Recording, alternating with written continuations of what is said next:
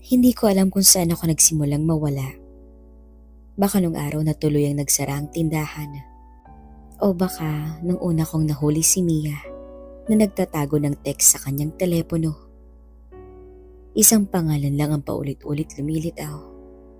Marcos. Kapatid ko yun. Stepbrother technically. Iba ang nanay namin pero lumaki kaming magkasama.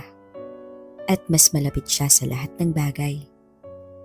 Mas matalino, mas gwapo, mas mayaman. At ngayon, pati asawa ko nakuha niya. Lucas, hindi na to gumagana. Saad ni Mia habang nag-eempake ng gamit. Pagod na akong maghintay na bumangon ka. Hindi lang ako ang nawalan. Sagot ko noon. Pilit kinakalma ang sarili. Mag-asawa tayo. Dapat magkasama tayo rito.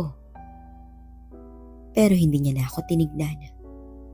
Lumabas siya ng pinto na para bang wala kaming pinagsamahan. Iniwan niya akong kasama ang aming anak na si Caleb. Isang linggo matapos siyang umalis, dumating ang tawag. Papa, mahina ang boses ni Caleb. May bayarin na po sa school. Pina-follow up na po nila yung tuition. Tinignan ko ang wallet ko. Halos kapirasong papel na lang ang laman. 500 piso. Pangkain lang.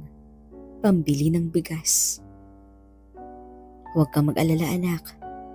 Saad ko sa kanya. Pinipilit kong gawing matatag ang boses ko. Gagawa ko ng paraan. I'll pay it this week, promise. Hindi ko na alam kung ilang ulit kong sinabi sa kanya yung pangako na yan. Pero ngayon, parang hindi ko na kayang ulitin pa. Hindi ko na alam kung saan ako kukuha. Wala akong malapitan. Pero may isang pangalan na paulit-ulit na pumapasok sa isipan ko. Si Sabrina, ang asawa ni Marcos. Matagal ko na siyang kilala. Tahimik lang siya, classy. May aura ng mayaman na hindi mo pwedeng lapitan kung wala kang silbi.